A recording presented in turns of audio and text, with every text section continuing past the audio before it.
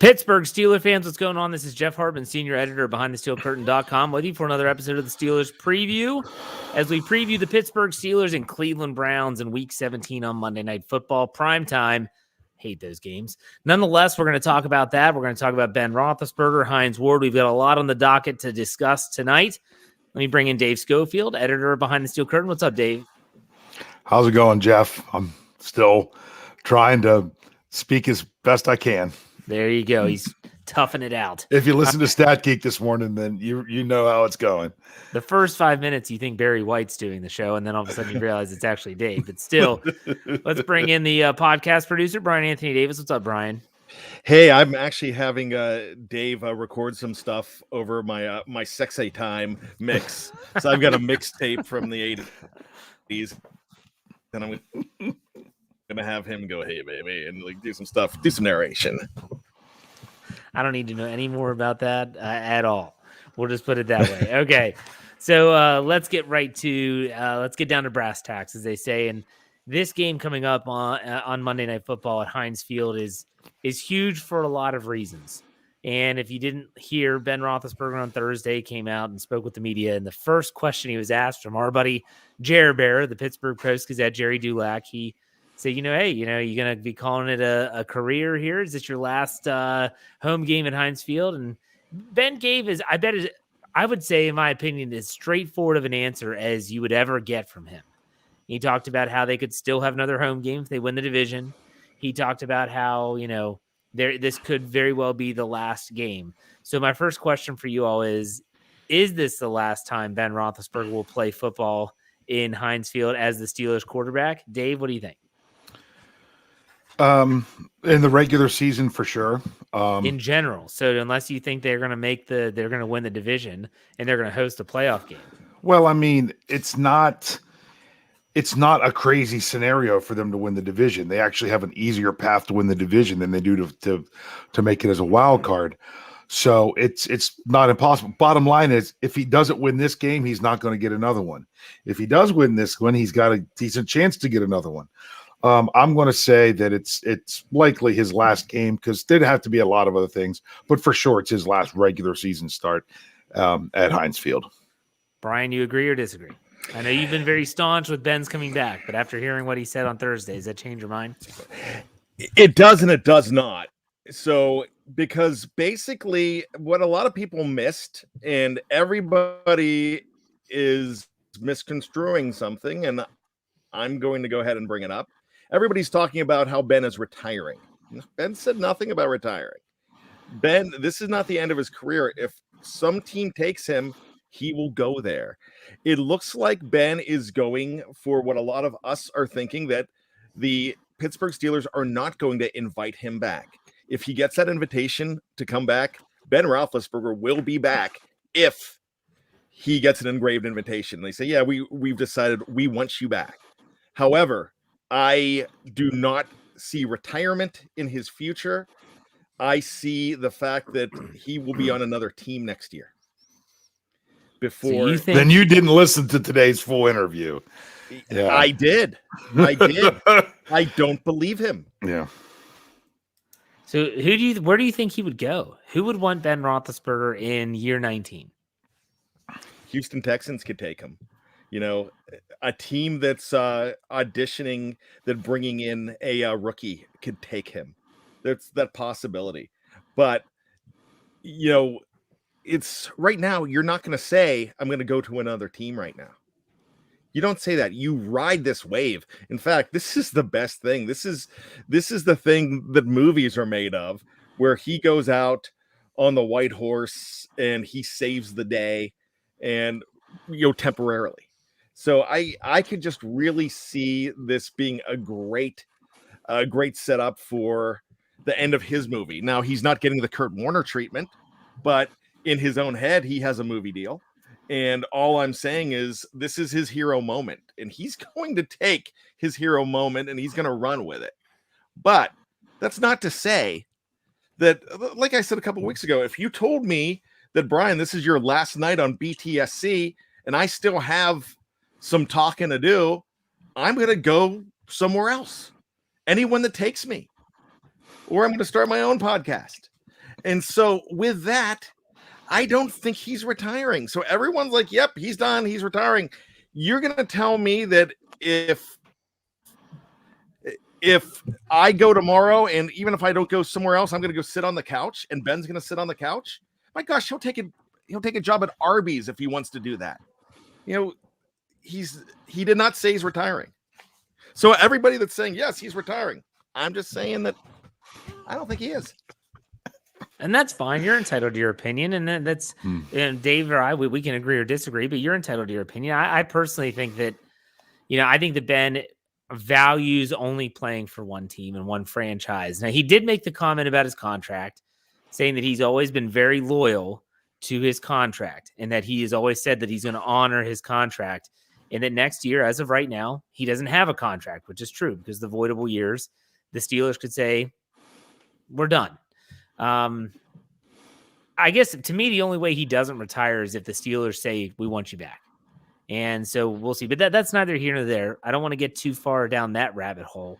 But let's get this real quick on the screen. Sean Manahan gives us $5. Thank you for the tip. He says, Ben gone or Ben stays. #Fire Canada. Bring in someone who knows how to scheme the running game other than toss sweeps that have no chance. Fix the line. Well, there's definitely some talking points there that we'll get into, if not today, definitely this offseason. But I want to talk about Ben for a second. I said this on Twitter. I recorded my Let's Ride for Friday. It's kind of start to process like this could be the last season with number 7 at quarterback. And since I've been podcasting, I've never talked about another quarterback as a long-term answer other than number 7. Yeah, we had 2019 and we've had games where, another quarterbacks had to fill in this, that, and the other. But I wanted to ask you all a question. Non-Super Bowl memory. What is your favorite Ben Roethlisberger non-Super Bowl memory? Tell me the San Antonio Holmes Super Bowl 43. We get it. We're all probably going to go there. I want non-Super Bowl memory. When you think about Roethlisberger, what are some of the memories that come to mind? Brian, we'll start with you. Oh, wow. That is. You don't have to pick one. It's tough to pick just one. We'll throw out a couple there. We'll have some fun with this. We'll just rattle off some of our favorite Ben memories.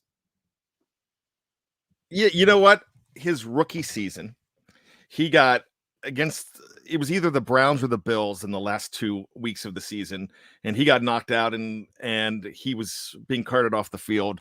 And I believe it was on a stretcher. They were carting him off, and you just see the thumb come up in the air and just like, I'm okay. And it's like, there was something about him when you saw that. And that was the beginning of the Ben show, and I'll never forget that moment. I'm like, there you go. There's our guy. That's definitely a good one. Dave, what about you? You said outside of Super Bowl, right? Correct. No Super All Bowl right. memories. Then it's the most important tackle that the Steelers have ever had in that playoff game against the Colts.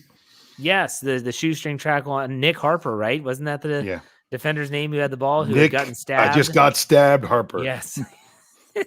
Thank goodness for that domestic stabbed dispute. him in his leg. Yeah. It was his wife the night before. Oh, yeah. Yikes. But so I mean, to me, Michael Beck and I talked about this on my podcast for Friday, and I said there's so many memories of Ben that don't even involve like a ridiculous play. I think about Haloti Ngata's basically hitting him square in the nose. We all remember the Sunday night game. His nose is going like 14 directions. He continues to no flag, by the way. Continues to play. They win the game. I think that was the game, wasn't it, where he was like getting Suggs off of him and barely shoveled the ball back to the line of scrimmage. There's so many crazy Ben Roethlisberger memories where he's shedding defensive linemen as they come in. Brian, what else comes to mind? Anything? Any other specific memories? Man, just there were just numerous things, and I would think just when he capitalized in Jacksonville, that remember he threw an interception and somebody just completely, I don't know whether they completely held Ryan Switzer, and he came back with another chance and came. They could have called 3 penalties on that play. They just had to pick which one they wanted. And that was Ben's last rushing touchdown before he had one against Tennessee. And that was a walk-off. And then Basically, I think it was the week before or the very next week where they're losing in Cincinnati and there's no time left and he finds Antonio Brown across the middle and AB does this dance and goes all the way into the end zone. It was that same year. Yeah. For some reason, one of the memories that always kind of comes back is the Mike Wallace reception in 2009 against Green Bay. No time remaining, corner of the end zone. That pass puts him over 500 yards for the game. That was pretty much vintage Roethlisberger. Dave, is there anything else that comes to mind? We brought up all kinds of good ones. In the live chat, someone said it because I was thinking it, the last time he played but didn't start, we had to come in off the bench for Landry Jones and beat the Browns. Threw for over 400 yards, I think, in that game. Yeah, it was crazy. Actually, you know what? I do have one. And I was just thinking, maybe 2013 or 14. I'm mixing the years up, but they're in the Bumblebees, and he throws 6 against the Colts, and I was in the stands. And the very next week, when they retire Joe Green's number, he throws 6 again against the Ravens on Sunday Night Football. Those 12 touchdowns were pretty remarkable. Let me ask you all this question about Ben before we kind of go into the upcoming game.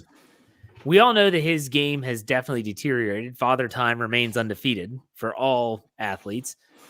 Which part of Roethlisberger's game do you think has hurt him the most in the latter years of his career, especially in 2021? You think back on all these memories, whether it was that touchdown pass to Mike Wallace, his ability to manipulate the pocket, scramble, shed defenders, buy more time, find players downfield. What part of his game do you think he misses the most? Dave, we'll start with you. It's kind of almost a little bit of everything, don't you think? Just that it's all kind of worn down over time. You put forth a great list there. I don't know if he really can't make that lateral movement, just the one side step away from somebody and make that throw like he used to do before. I mean, even if it's more than one step, if you know what I'm saying, to just shed the guys. But there's so many of those. I mean, that would probably be one more than the others, but it's kind of everything. Brian, what about you? What do you think? Ben right now is a Sports Illustrated swimsuit cover model that's going from a 2-piece to a 1-piece. And that's really, I mean, he that's what does it even mean? That means he's got to cover some things up. It's still there, but it's not quite the same. The funny thing is that Brian said he's going from a 2-piece to a 1-piece, and that's all there is to it. I'm like, that doesn't mean anything to me. What are you talking about? Well, talk about football. When she's 50, she's not wearing the 2-piece on the cover, and then you're airbrushing a whole lot more. You're airbrushing so much more of Ben Roethlisberger's game right now. You've got to pare it down. Doesn't have the escapability that he had.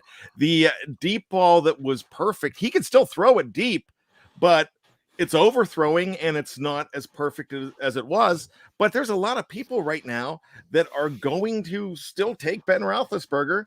And if Ben Roethlisberger had a line, we're talking about a first round bye trying to compete for that this weekend if he had an offensive line. I think it's his ability to extend the play, and even just he was never a mobile quarterback. He was never even if you're talking about Steeler quarterback, he was never Dennis Dixon, the ability to run. He was just a guy that could make a move. He was very athletic, still is really athletic, and could find those, manipulate the pocket so well. He just can't do that anymore, and that's really hurting him. And he doesn't trust the offensive line either. That's clear as day. You watch the game, you can see it's almost like he feels pressure that's not there because he doesn't trust them to hold up. So I think it's a combination, like Dave said. All right, let's talk about this game. Now, this is not just about Ben. There is a lot on this game. Dave, do you have the current lineup by chance? Because that's been fascinating to me, the line that Vegas or books have put out there. Yeah, it's 3.5 is what I have right now with the over under of 41. I cannot believe that it actually went the other way. I thought for sure, if anything, it would come back the Steelers' way. But 3.5 points. Okay, that's crazy. But still, What's going on, Dave? You talked about this on the Stat Geek. I know your voice is going. I don't want to ask you to talk too much. Oh, it's fine. But the playoff stuff. Let's talk about what has to happen for the Steelers to get into the postseason. I know there's going to be people in the live chat say, "Oh, Jeff, what are you talking about the playoffs?" Trust me, the goal for them, the players, is still to get to the postseason and have a chance. So this game means so much more than just Ben Roethlisberger's last home game. And in terms of the postseason, Dave, what are the Steelers looking at here? They got to win them both, and you can't win them both until you win the next one. So that's why this one's so darned important. They have to win this game, and then they're going to have to go into Baltimore and win there too. And they're going to need some help along the way, even with that, because to win the North, then you've got to have Cincinnati lose both their games. Now, Cincinnati is underdogs in both their games. And what's crazy is if you look at who's favored right now, even though they're one of the longest shots to win the division, when you look at the odds, the betting odds to win the division, the Browns in last place are actually, if you go by the teams if teams win the games they're favored to win and lose the ones they're not favored, then the Browns would be the AFC North champions because they're favored to win their last two games right now, while Cincinnati is favored to lose both of theirs. So is Pittsburgh, and Baltimore's supposed to lose one out of the two. That would put the Browns there. Crazy. So that's just how it works out. The Steelers, they have to take care of business in both games, and the Bengals have to lose both their games. If that's the case, then the Steelers are the AFC North champs. If the Bengals win one of their two games, either against the Chiefs or against the Browns, then it gets a little bit crazy. There's basically four teams that they need all of them to lose at least one game, or there's four other teams that they would need more of them to lose both of their last games. And they all and the four teams just need to lose one game is more realistic. And those are the Ravens, who the Steelers would have to beat anyway, so don't have to worry about them.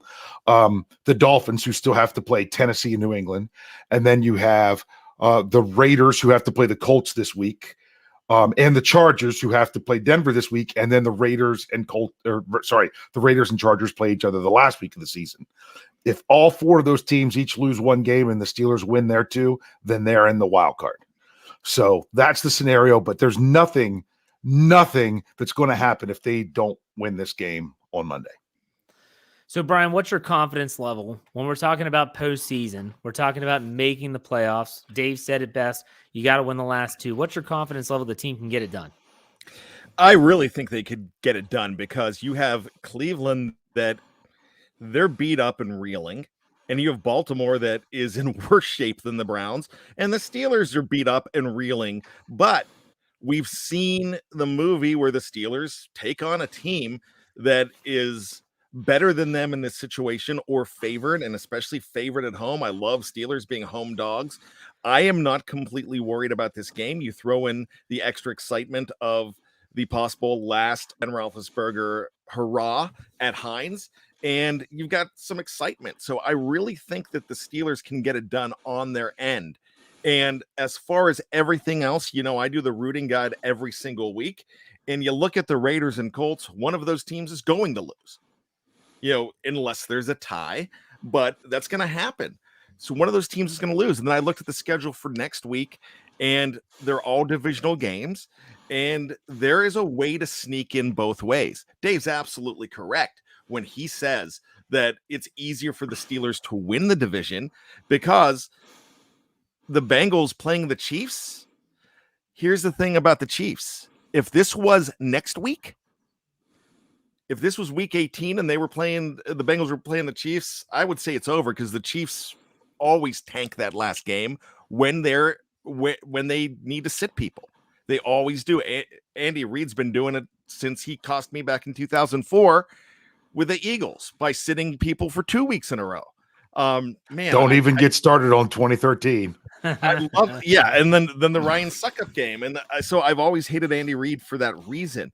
But so the Chiefs want to wrap up that one seed, so they're going to go hard against the Bengals, and I don't completely believe in any of these four teams as far as a true division winner. Somebody has to win it, but the Steelers have a pretty good path if they take care of business, and other business is definitely going to be taken care of as well, because The Rams are fighting, and they're going to Baltimore to take on the Ravens. So there's some really great games to watch.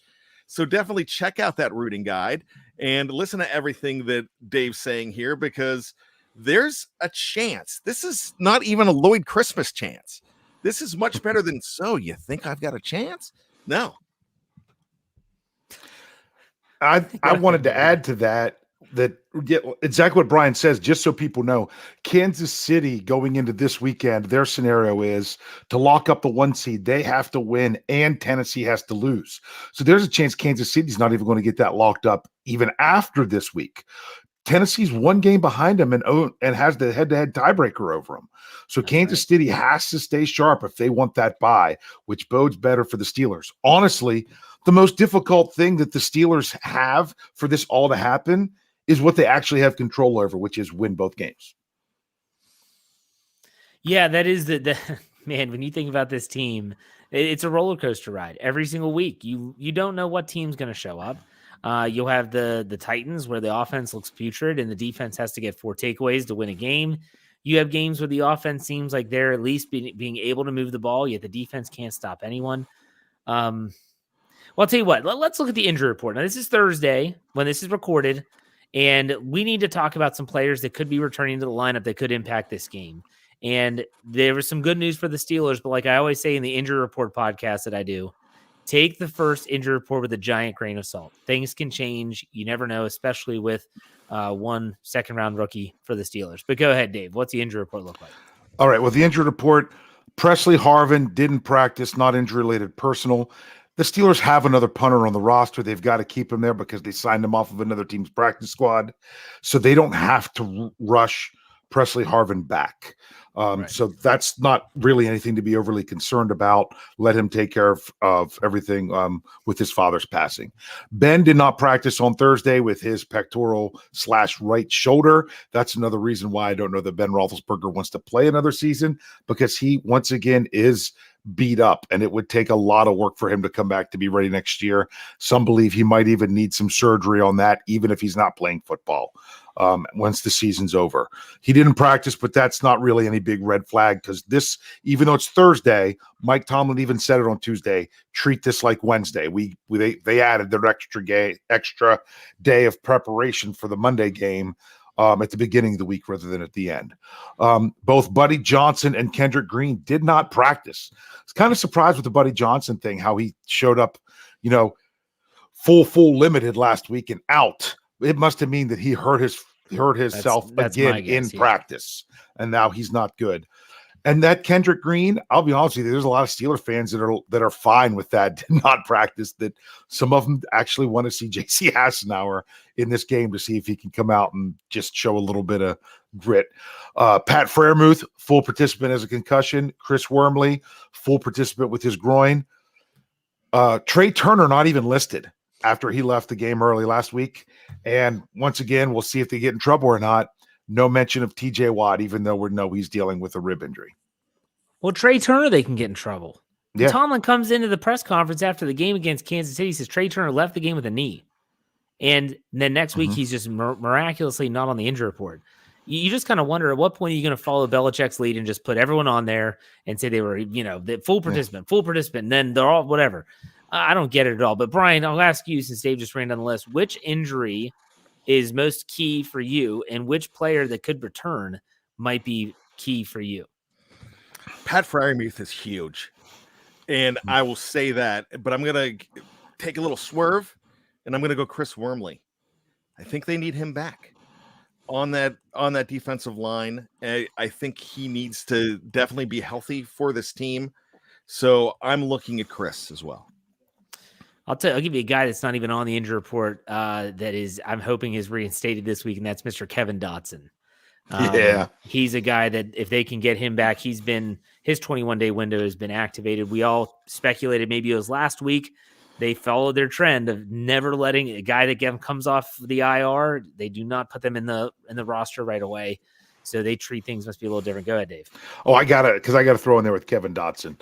Sure. Nothing against John LeGlue, who's filled in admirably, doing the best that he can out there. But when you take John LeGlue and you put him between Kendrick Green, rookie, and Dan Moore Jr., rookie, and John LeGlue, first games ever playing in the NFL.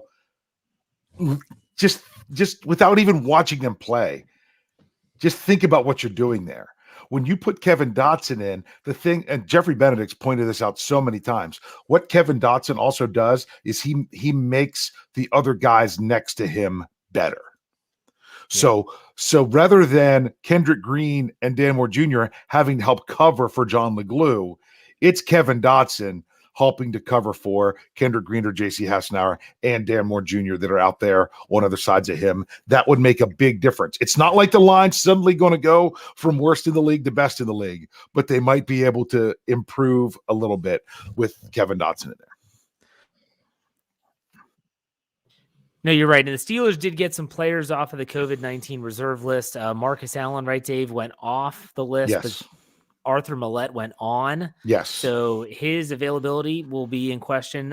Zach Banner remains on the reserve COVID-19 list. I'm trying to think if there's anyone else. Devin Bush is another one that we're waiting for and hopefully get to see him back out there. Go ahead, Dave. And the other two are guys that are generally inactive. And that's, one was a starter for a long time and then was inactive in Isaiah Buggs and Anthony McFarland Jr. Yeah. So keep all this in mind, but if the Steelers can get Dotson, Freiermuth, and Wormley back, again, it's not like it's some godsend, but it's going to help. It can't hurt for sure. Sean Manahan gives $5 a while back when I get this on the screen. He said Ben at his best could move, could throw, and could even tackle. It's a good way to describe Ben Roethlisberger right there. Thank you for the tip, Sean. We truly appreciate it. So the injuries coming into this, you look at the fact that the Steelers are home dogs on Monday Night Football, which, Brian, when did the Steelers lose last at home on Monday Night Football? Is it 1990? What? October 1991. I was in a dorm room watching that game against the New York Giants. Oh, my gosh. And it was I was in middle school. I'll just keep to myself here in regards to where I was. But so still, I mean, when you think about the Browns, let's talk about the Browns a little bit. Brian, you did the Know Your Enemy podcast last night. What are we thinking about Cleveland? They're still a talented roster. They have some injury issues. I know that Myles Garrett's battling a groin issue and things like that. But Baker Mayfield with his left shoulder is probably going to be something for the rest of the season. What do we think about the Cleveland Browns coming into Pittsburgh, and what kind of momentum are they bringing with them, if any at all? Well, now that Hunt's back, Chubb is not on an island, and that is that 1-2 punch that's absolutely incredible. They take. Yeah, Hunt's supposed to be back. Well, he didn't practice today. He didn't practice today with an ankle, but that doesn't mean he's not playing. Okay, well, I know that he had returned from the list, but I didn't really check the list. So, anyways, let me just scratch that and just say the running game is really good. He could play. He just didn't practice. Just because he's out the first day of practice doesn't mean he's not playing. I wasn't sure what was going on with him. I just thought maybe someone else would know. So the guy to look at here, though, and we know how good and dangerous Jarvis Landry is, especially on third down, but no one takes. They have found a guy to replace OBJ. And it's DPJ. It's Donovan Peoples-Jones. And a lot of these guys, the Andrew Wilbars and the Jeffrey Benedicts who love Michigan, love this guy. And in past weeks in this season, he has become a deep threat. And he helped make OBJ expendable, too. He's a guy that could really kill you. So when you're looking at those guys on offense, those are the guys to worry about, but also on third down, you've got a Harrison Bryant in tight end. David Njoku just keeps coming back. Every time you think that they're going to cut this guy, then he scores and kills you on a third down. He's tough. And Austin Hooper, I don't know what his status is, but Austin Hooper's on this team too. So they've got guys that are reliable pass catchers. They have guys that can take the top off the defense in DPJ. And then there's Jarvis Landry, who's reliable. It's what you have in Baker Mayfield. How smart does Baker Mayfield play in this game? If he has a full complement of running backs, if he does not try to get on that horse and be a cowboy, and he plays smart, then they've got even more of a chance. Even though a lot of people think that this guy is god awful, he's found ways to do it. And last year, was he stellar on that January 9th game against Pittsburgh? No, he wasn't. But what he was comfortable to protect the lead that they had, and he was able to do things and continue to pluck the heart out of the chest of the Steelers. So he's dangerous as well. You don't expect them to do a lot. This has been a down season for them, but just where there's pride on the line for the Steelers, and not just pride, a desperate team trying to get into the postseason, you've got a desperate Cleveland team that was the jewel of the Nile. Everybody loved this team going in. They at draft, they said they just won themselves a Super Bowl. They were the darling of the offseason. They won the offseason for the 17th year in a row, and now they might not make the playoffs, and the Steelers could extend their season and end the Brown season. Dave, when you think about the Steelers situation coming off of that horrible performance against Kansas City, and you think about the Browns, good opponent? Is this a game where you're thinking, this is just what Pittsburgh needs, or do you think might want to be careful here? They're a dangerous team. You don't know what you're getting from that team. That's the thing. Are they going to be smart and take the ball out of their quarterback's hand, like Brian was saying? That would be the smart thing to do against this now 32nd ranked rush defense of the Pittsburgh Steelers. But so in that aspect, you're like, it's not a good matchup there.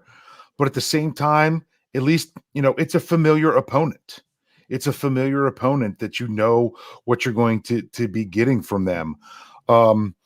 Normally, I would have said, yes, absolutely. This is the team. This is the team. This is the team. But there's one little thing in the back of my mind. And you guys know what that is.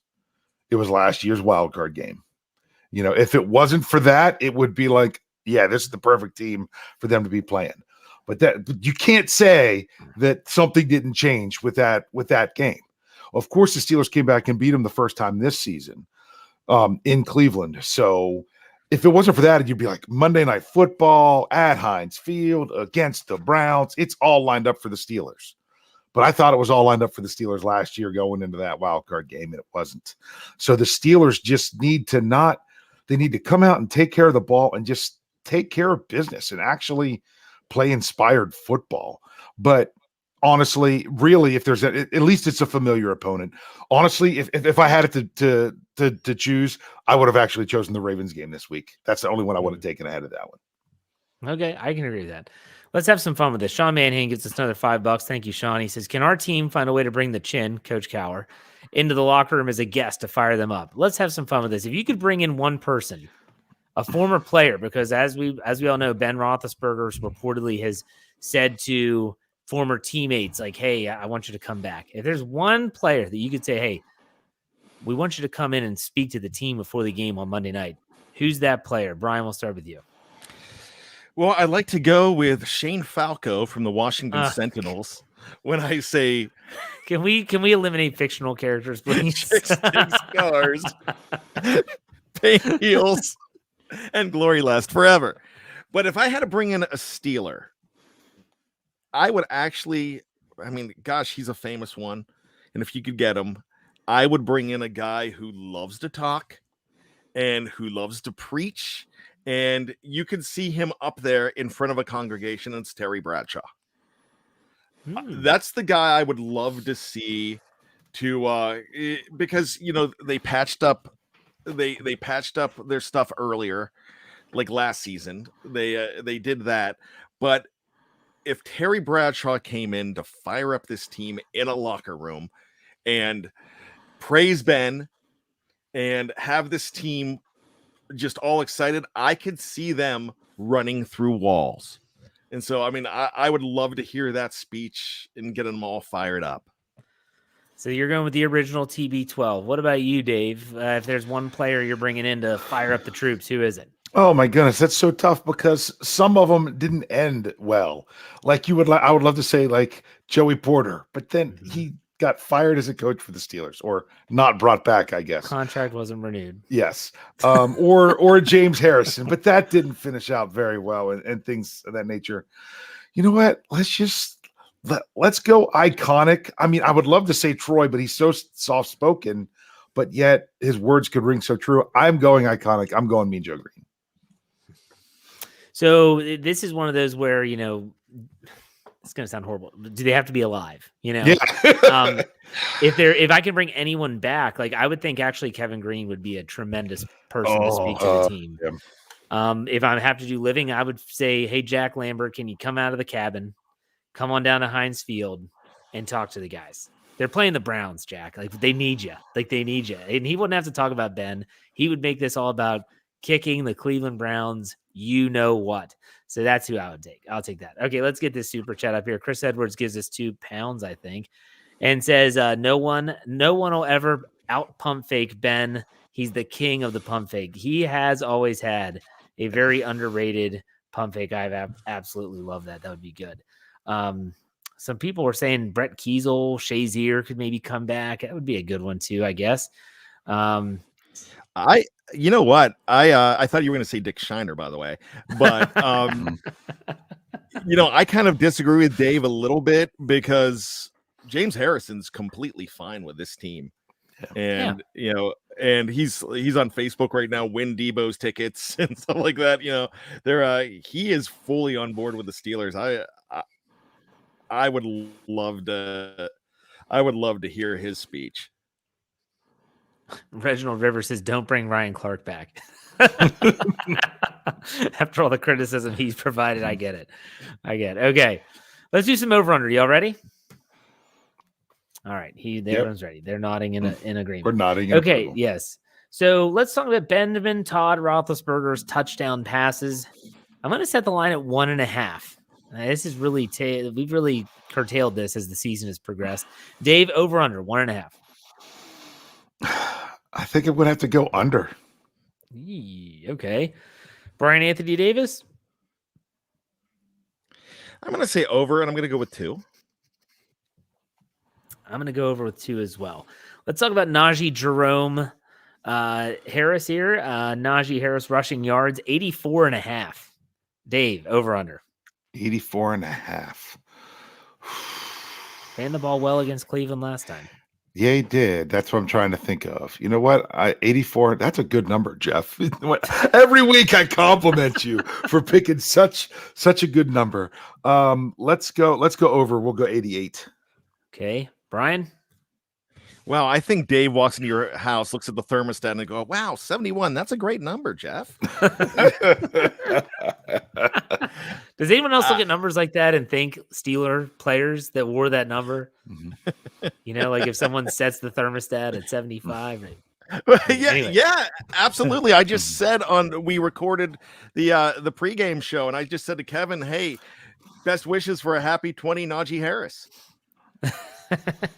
There you go. Yeah. And honestly, I use numbers from either Steelers or from movies or from songs. You know, like If you call up my dad right now and ask what our neighbors back in Johnstown's phone number was, he will tell you Lynn Swan Franco Harris, because that's how we remembered the last 4 digits years ago, and we do that with everything. So did you say over or under on Najee? I'm actually going to say, I didn't say anything. I just said gibberish. Under. I'm going to say under. Man, I'm just not seeing it happen. And this is not an indictment of Najee Harris. It's an indictment of the offensive line. I would love for it to be over, but I'm saying no. I'm going to go over. On that. I just have a gut feeling. Patty Fryermuth receptions, 5.5. Dave, over under. Under 5. Okay, Brian. Over. Ooh. Yeah, okay. I mean, I see him, getting 2 touchdowns in this game. I'm gonna go over as well, but 6, not over by a bunch. Chase Claypool yards receiving, 45.5. Dave, over under. I'm gonna go under. He might get close, but he might. I don't know that he's gonna have a lot of receptions, but he might have like 2 20-yarders. We'll see. Okay. Brian? I'm going to say over. I see him as a superstar in this game. I'm going to say over as well. Let's go with Ray McLeod targets. Ray McLeod targets. We're going with 5.5. Dave, over under. Unfortunately, I'm going to go over because they say he's the only guy that gets open. That's what Matt Canada said today. No, I know right? he did. I know he did. Yeah. I'm going to say over as well because somebody told Ben that Ray is the reincarnation of somebody that has not died, but the reincarnation career of Ryan Switzer. And so I could see him getting 40 targets in this game. 40. Or it's just going to feel like it, actually. Yeah. I'm actually going to go under. I think, sometimes when things get publicized and pumped up that much, the Steelers will steer clear. I think James Washington is going to get more targets this week. Let's go with the Steelers sacking Baker Mayfield. Baker Mayfield sucks. And I'm going to set that line at 3.5. That seems kind of low, but sometimes, the Steelers are hit or miss. Dave, over under. Let's go over. I'll go 4. What is the number that they're averaging? Do you have that with you? Let Brian answer. And Okay, go ahead, Brian. The number that the Steelers are averaging right now? No. Cleveland's surrendering their sacks, like how many sacks they've given up and what they average on a season. I know Dave does it for Stat Geek. That's why I asked. Yeah. Do you want me to make something up? I can't. No, I wanted you to answer the question. When I found it, you wouldn't answer the question. Oh, I thought you wanted me to answer what the he said have Brian answer and then I'll get it for you. I'm sorry, David and Jefferson. I will go ahead and say under. I could see him getting maybe 2 in this game. I'm gonna before you say it, Dave. Before you say it, I'm going over. They're gonna get over 4. I think they're gonna be all over him. Go ahead. Cleveland has been sacked 39. Their quarterback's been sacked 39 times this season. That's tied for 21st in the NFL. For comparison's sake, the Steelers have been sacked 35 times, which is tied for 18th. There you go. Let's do Steelers takeaways, defensive takeaways. I'm going to set the line at 1.5. We know Faker likes to throw some picks. Last week he had 4. Dave, what do you think? You set the line at what? 1.5. 1.5. Yep. I'm going to go over. I'm going to hope. I think they need to get to force some turnovers in this game and get the takeaways. So I'm hoping they can pull in at least 2. Brian, what do you think? Yeah, I could see the easy Baker oven, whipping up some turnovers here. So let's say 3. I'm going to go over with 2.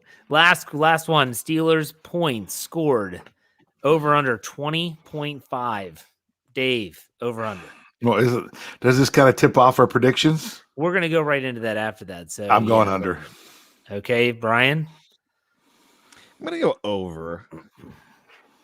I, too, am going over. So let's talk about those picks and predictions. We already said the line's at 3.5. Over under, Dave. What was that number again? 41. All right. So what's your prediction, Dave? How do you see it playing out? Go ahead. Well, I laid out a lot of various things when it came to the Steelers Stat Geek podcast, some of which is saying I don't understand why everyone's still so, especially Las Vegas, is still so high on Cleveland, especially with their offense, because going back in their last 10 games, they've scored over 24 points one time, and that was against the Bengals where they put up 41. They've only scored over 20 points 3 times in their last 10 games. So because they had the 24 points to beat the Ravens, who were not, without Lamar, because he got injured early that game. And they put up 22 against the Packers, who were just, trying to hold on to win the game. I still don't understand how they played that one. But they're constantly putting out points like 14, 10, 13, 7, 10, 17, 14. That's who the Browns are. They're not a team that goes out and blows the doors off of people offensively. Therefore, my prediction, but hold on, I got to premise that neither are the Steelers. That's the thing. Neither are the Steelers. So the Steelers defense, they need to do what they need to do. They need to take care of things. They need to start improving those numbers because right now the defense, numbers-wise, looks terrible for the Steelers. But I'm going to say we have another low-scoring affair, and I'm going to go with the final score of 16-15 in favor of, I hadn't decided yet. I'm going to go Steelers. I think if it's a close game, the Steelers can win a close game. If it's a blow, I think the only way Cleveland's going to win this game is if they blow the doors off of them like they did in the wild card game, and everything goes their way like that. If in a close game, give me Ben Roethlisberger versus Baker Mayfield. I don't care if there's a problem with the Steelers defense. Give me Ben Roethlisberger every time. Sean Manahan gives $2. Says Steelers 9, Clowns 3. That's his prediction. Boy, that would be a boring game, but I'd take it if they win. I don't care. Brian, what about you? What's your prediction? I'm looking at the Steelers to win this game, and I always do that with hesitation, but I've been right, I've been wrong. But this week, I just have that gut feeling that everything surrounding this game with Dave Schofield kind of predicted this last week that he would not be surprised if Ben made a mention that this could be or will be his last game in Heinz Field, but he was straight up Nostradamus on that one, and he's not taking credit for it. So I'm really I don't even remember. Maybe he forgot that he said it because he usually takes credit for those. So, but I just think the hoopla surprising it. I do not see a letdown in this game. I think it's going to be close. I'm going to say 23-20 in favor of the Pittsburgh Steelers in this game. And hey, we're going to have some BTSCers in the house, if I'm not mistaken. And I know you mentioned something Big Bro might be there, but our guys from the left coast are going to be at this game. The What Ian's Talking About guys are going to be. I know Greg is going to be there for this game. They're both. Kyle's going Greg to. Is too. No, both Kyle and Greg are going to. They sent their show in early because they are going to be in Heinz Field. Anybody wants to meet up with them? Oh my gosh! Let us know. Well, I already heard from last week's show on what Ian's talking about that Greg is in section 107, something like that. He said about 17 rows back, seats 3 and 4. I'm trying to remember exactly what he said. He'll be there with his mother. So that's what he was saying. So I didn't know that Kyle was going. That's pretty cool. Yeah, they are both going to that game. So BTSC will be represent. And you can't disappoint BTSC when they're there. So I want Dave to go and just sit next to Rich because that's always magic. Yeah, that is for sure. All right, Sean Manahan gives us $2. Says 1999, the Browns upset the Steelers 16-15 as an expansion team. Thank you for bringing that up, Sean. I appreciate that. No, I'm going to take the Steelers in this one. I like the Steelers getting points at home as a home dog, especially against Cleveland. I know that this team, the Steelers, rarely put out 2 stinkers in a row. They've typically bounced back after poor performances. I expect that to happen again. I think that the offensive output will be a little bit greater than what we've seen in the past few weeks. I'm going Pittsburgh Steelers 26, Cleveland Browns 20. That's what I'm going to go with. 26-20, Steelers win. And I used to hesitate even having them close to 30. Now it's my gosh, are they going to score 20 points? I think there's a lot of field goals. I think the Steelers can move the ball. If Kevin Dotson can return, and if even J.C. Hassenauer's in there, I expect some improved offensive line play. Fingers crossed. Let's hope so. All right. Both of you have trivia or just Dave? Brian, do you have any trivia tonight? I actually have 2 mini ones. All right. Well, why don't you do your mini ones, and then we'll get to Dave. That's great. Now tell us about your trivia.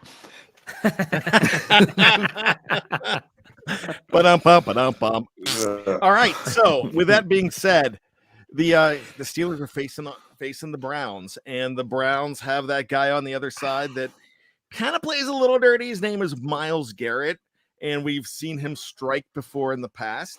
Well, the Steelers had an incident in 1976 against the Cleveland Browns with a gentleman defender from Cleveland body slamming Terry Bradshaw. What was that man's name? Did he have a nickname? Yes, he did. Oh gosh, I've heard it so many times. I just cannot think of it right now. Dave, do you know? No, 70s is not my wheelhouse. Joe Turkey Jones. Turkey. I was gonna say turkey. Turkey. I was going to say turkey leg or something. I was like, that's not right. It's turkey something. All right. That's a good one. For my second one, we're going to go back to 1983, and it was Terry Bradshaw's last game ever. And he threw his last touchdown pass in that game, I believe in the second quarter. And it was a defeat of the Jets. They beat the Jets at Chase Stadium handily that day. Who was the last person to catch a touchdown pass from Terry Bradshaw? In 1983.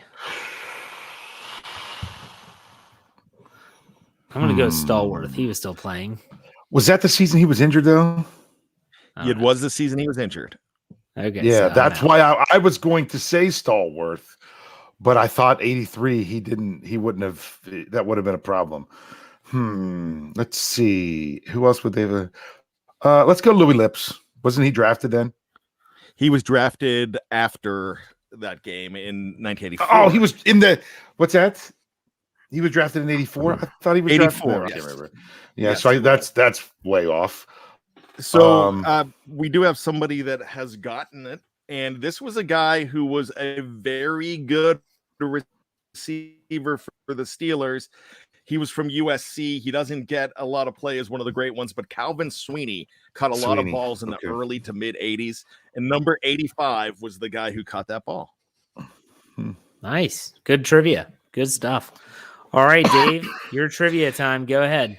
Yeah, my trivia is something I kind of mentioned on StatGeek because I was looking at something and thought, this is really neat. And then I changed my dates and went further back to find out that I thought that this was only going to be the second game in NFL history that was played on a Monday in the month of January. Well, actually, it is in this since the 2000 season. When I went back further, there's been 4 games prior to this one that were Monday night and they're all Monday night games, of course, Monday Night Football. And they were all at 9:00 back then, remember? Oh, do you remember 9:00 games for Monday Night Football? Anyway, the four games before this one that were played on Monday in January. Now, what's interesting, and I'll even tell you what the games they were. The most recent one, it'll be basically almost 21 years when this one gets played since the last time there was a Monday game in January for the NFL. And that was the Baltimore Ravens and the Minnesota Vikings in the 2001 season. So it was January 2002. In the 99 season, you had the Atlanta Falcons and the San Francisco 49ers. In the 93 season, you had the 49ers and the Philadelphia Eagles. In the 82 season, okay, we know why they probably still had that on Monday Night Football. It was Minnesota and the Dallas Cowboys. There is something that has happened in every one of those games that has been played on Monday Night Football in January that'll be interesting to see if the Steelers or Browns can replicate. Any idea what happened in every one of those 4 games? I can tell you what happened in the 1982 game. And I was in California watching this game at my uncle's house, and it was weird because it started at 6:00 there. Yep. And Tony Dorsett had a 99-yard touchdown in that game. I was going to bring that up. He had a 99-yard touchdown run in that game. You are correct, but that's not what the ultimate question of this that we're going for here. That's something that happened. I'll tell you this: overtime. What's happened in every game actually happened twice in the game you're talking about. A pick 6. Jeff? I have no clue. Yeah, you're on the right track, Brian, but you're a little bit too specific. It was a non-offensive touchdown has been scored in every Monday game played in January in NFL history. In that game Brian talked about, there was 2 defensive touchdowns scored. Wow. And what's crazy is that Baltimore Ravens Minnesota Vikings game, the final score of that one was 19-3. There was only 1 touchdown scored in that game, and it was with less than 2 minutes left, and it was a fumble return for a touchdown. Okay. Then you had in the game that was in the 99 season, it was actually a 70-yard punt return that happened there. So there's been a non-offensive touchdown scored every time 2 teams have played on Monday in NFL in January in NFL history. We'll see if maybe I know someone earlier tonight, I can't remember who, said that they predicted a pick 6 from Minkah Fitzpatrick that would go right down, fit right into this pretty cool stat that I just stumbled across. Yeah, that's a good one. As long as it's the Steelers scoring the touchdown, I don't care. Yes. Who it is. You're not kidding. All right, so it's the 30th of December. Tomorrow is obviously New Year's Eve. Brian, do you have any final thoughts / New Year's wishes to all those listening right now? I wish everybody a very happy 2092. It is going to be a fantastic year. That's what we've got to hope. We're going to hope that the Steelers continue. Something's going to happen tomorrow, and actually at midnight, that I'm really excited for. So I'm 3 hours away from season 4 of Cobra Kai, and a lot of people have been wondering why I am wearing this headband, because it's not just because I'm excited to watch the show. I'm thinking about this game with Cleveland coming in Monday night to take on the Steelers. And I'm thinking of one John Kreese. And one thing that he always said was, fear does not exist in this dojo, does it? No, sensei. Pain does not exist in this dojo, does it? No, sensei. Defeat does not exist in Heinz Field, does it? No, sensei. So the Steelers have to forget about pain. They've got to forget about everything, put on the pride, and go ahead and let Ben Roethlisberger ride out of that game, a hero in his last Monday night football game, his last primetime game, and possibly his last game ever at Heinz Field. Now, something that I do want to mention as well, we have had an amazing time watching Ben Roethlisberger in black and gold over the years. They have been great memories. And Ben Roethlisberger was in a music video after the Steelers won the Super Bowl. It was by a group called the Poverty Neck Hillbillies, and the song was Mr. Right Now. Now, Ben Roethlisberger was Mr. Right for so many years for the Steelers, but let me just mention Ben Roethlisberger in 2021 hasn't been what everybody hoped he would be, but we still had some great moments. I just want to mention these lyrics real quick. I'm not the picture of the perfect man, but in the words of Popeye, I am what I am. All I can say is I do the best I can. What you see ain't always what you get. Baby, you ain't seen nothing yet. I can show you a night that you won't forget. Well, I might not be Mr. Right, but I'm Mr. Right Now. Monday night, we need Mr. Right Now.